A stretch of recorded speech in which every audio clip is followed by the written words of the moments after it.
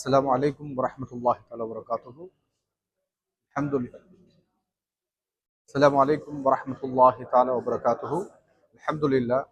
South கொரியாவிலிருந்து மத தலைவர்கள் சகவாழ்வை கட்டியெழுப்ப வேண்டும் என்ற அடிப்படை தர்மசக்தி அமைப்போடு இணைந்து அவர்கள் அந்த நாட்டிலேயும் தர்மசக்தி அமைப்பு இந்த நாட்டில் யுத்த கால தொடக்கம் இதுவரைக்கும் இந்த நல்லிணக்கத்தை கட்டியெழுப்புவதற்காக வேண்டி சகவாழ்வை பலப்படுத்துவதற்காக வேண்டி சகோதரத்துவத்தை பலப்படுத்தி நாட்டிலே ஒரு நல்ல ஒரு மலர்ச்சியை ஏற்படுத்துவதற்காக வேண்டி அவர்கள் செய்யக்கூடிய அந்த முயற்சிகளை பார்த்து சவுத் கொரியாவை சார்ந்த மத தலைவர்கள் இந்த தர்மசக்தி அமைப்போடு இணைந்து வேலை செய்ய வேண்டும், செயல்பட வேண்டும் என்ற அடிப்படையில் அவர்கள் நம் நாட்டுக்கு வருகை தந்தார்கள்.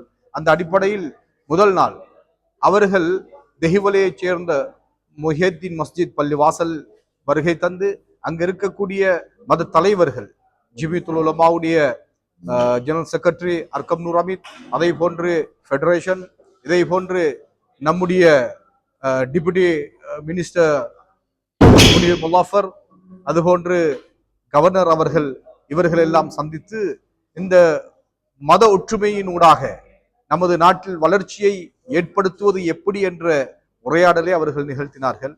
அடுத்ததாக அடுத்த நாள் கண்டிக்கு சென்று அங்கு மல்வது பீடம் மகாநாயக் அவர்களை சந்தித்து அவர்களோடும் இந்த தலைப்பில் அவர்கள் உரையாடினார்கள்.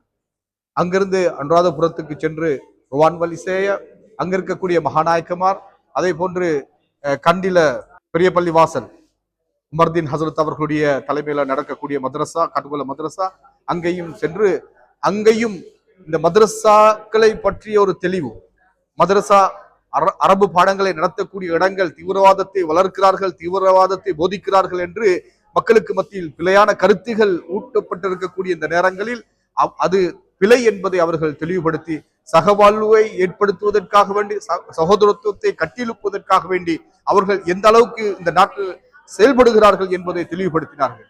அதன் பின்பு யாழ்ப்பாணம் சென்று அங்கிருக்கக்கூடிய இந்து தலைவர்களையும் சந்தித்து அதன் பின்பு வரக்கூடிய வேளையில் மான்குளத்தில், அதாவது யுத்தத்தால் பாதிக்கப்பட்ட மிகவும் கஷ்டமான முறையில் வாழ்க்கையை ஓட்டக்கூடிய 300 நபர்களை தெரிவு செய்து அவர்களுக்கு தேவையான உணவுப் பொருட்களையும் வழங்கி இறுதி நாளாக கொழும்புக்கு வருகை தந்து காதினல் அவர்களை சந்தித்து கத்தோலிக்க தலைவர்களை சந்தித்து அவர்களுடன் உரையாடி இந்த பயணம் இத்தோடு முடிந்துவிடக் கூடாது, இது தொடர வேண்டும், இது நம்முடைய இரு நாட்டுக்கு மத்தியிலையும் சகவாழ்வை கட்டியெழுப்புவதற்கு இந்த பயணம் ஒரு பலமான பயணமாக இருக்க வேண்டும் அடிப்படையில் அவர்கள் மகிழ்ச்சிகரமான முறையில் அந்த பயணத்தை முன்னெடுத்து செல்வதற்காக வேண்டி நாங்கள் முழுமையான ஒரு ஒத்துழைப்பை வழங்குவோம் என்ற செய்தியையும் அவர்கள் நமக்கு சொல்லிவிட்டு இன்று புறப்படுவதற்காக வேண்டி ஆயத்தமாக இருக்கிறார்கள்.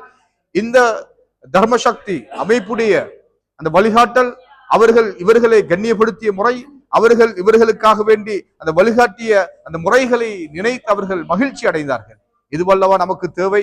நம்முடைய நாட்டிலையும் நல்ல நிலைகளை ஏற்படுத்துவதற்காக வேண்டி சகோதரத்துவத்தை கட்டியெழுப்புவதற்காக வேண்டி மதத்தை விட்டு வெளியேறக்கூடிய வாலிபர்களை அந்த மதத்துக்குள், மதத்தை பின்பற்றக்கூடிய நிலைக்குள் அவர்களை கொண்டு வருவதற்கு இந்த வழிகாட்டல் சிறந்ததாக இருக்கிறது. இதற்கு பின்பு நாம் நம்முடைய வாலிப மத தலைவர்களையும் இந்த பயணத்தில் இணைக்க இருக்கிறோம் என்ற நல்ல செய்தியையும் அவர்கள் தந்திருக்கிறார்கள். எம்மோடு இந்த பயணம் முடிந்து விடாமல் நமது நாட்டிலையும் பலர்கள், பல மத தலைவர்கள் இணைந்து இந்த சகோதரத்துவத்தை கட்டியெழுப்பதற்காக வேண்டி சகவாழ்வை வளர்ப்பதற்காக வேண்டி முயற்சிக்க நாம் எல்லோரையும் அழைக்கிறோம் என்ற அந்த செய்தியை சொல்லி விடைபெறுகிறேன். வாஹிர் தாவானா அனில் அல்ஹம்துலில்லாஹி ரப்பில் ஆலமீன். வஸ்ஸலாமு அலைக்கும் வரஹ்மத்துல்லாஹி தஆலா வபரகாத்துஹு.